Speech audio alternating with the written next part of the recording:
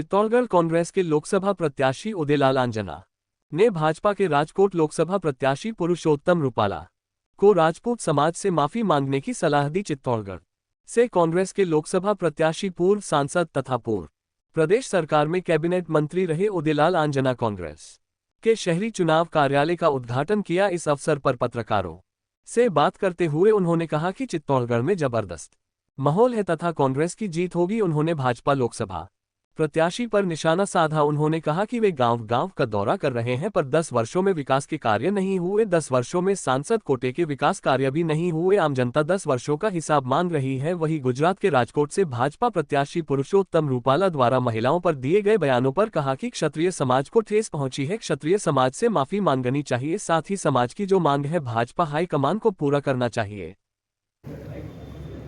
तैयारी कैसी चल रही है? आपके सामने कार्यालय का उद्घाटन किया है, कार्यकर्ताओं का जोश आपको देखते बन रहा है और आरोप प्रत्यारोप तो हर मंच पे वो भी लगाते हैं, हम भी लगाते हैं, लेकिन मेरे पे आरोप कम लग रहे हैं, आरोप उन पे ज़्यादा लग रहे हैं। आजकल किस प्रकार का आपको समर्थन मिल रहा है? कई गाँव का दौरा, जबरदस्त समर्थन मिल रहा है। जिन गाँव में कभी समर्थन कांग्रेस को नहीं मिलता था, वहाँ भी समर्थन मिल रहा है। आज बाबा साहब की जयंती है, क्या कहेंगे?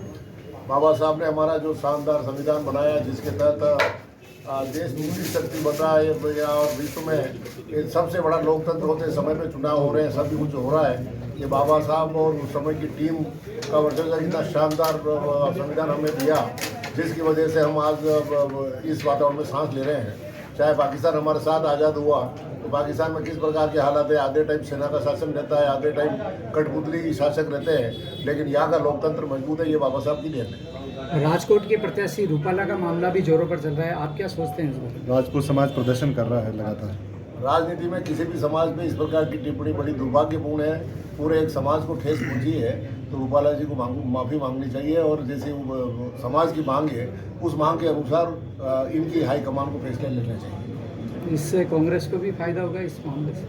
कांग्रेस के फायदे नुकसान की बात नहीं है, एक समाज के मान सम्मान का सवाल है।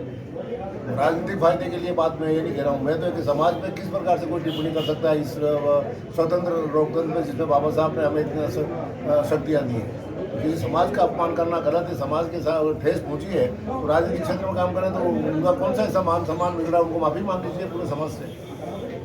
आप कभी आज तक 10 साल में आए नहीं है। जब भी आए, मोदी जी को प्रधानमंत्री बनाओ, मोदी जी को प्रधानमंत्री बनाओ, इसलिए आते हैं। हमारे लिए कभी नहीं आए, ना हमारे सुख दुख में कभी भागीदार रहे। कोई गांव में ऐसा नहीं मिल रहा जिसमें 10 साल में वो प्रवेश कर गए हो। ये जाते कहाँ, मेरे तो ये समझ में नहीं आ रही है। इतने ग्रामवासी झूठ बोल नहीं सकते, इसलिए निसंदेह गाँव वालों की बातें भरोसा करना पड़ेगा। नहीं गए होंगे। पहली बार इनका सांसद कोटा जाना कहाँ लगा, यही पता नहीं है। हर गाँव वाले कह रहे हैं मेरे को, हमें तो 1 लाख रुपए भी नहीं दिए 10 साल में।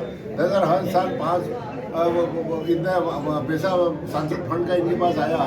इनकी कलम से काम हो सकता था, लेकिन ग्रामीण क्षेत्र में हर आदमी नकारात्मक बात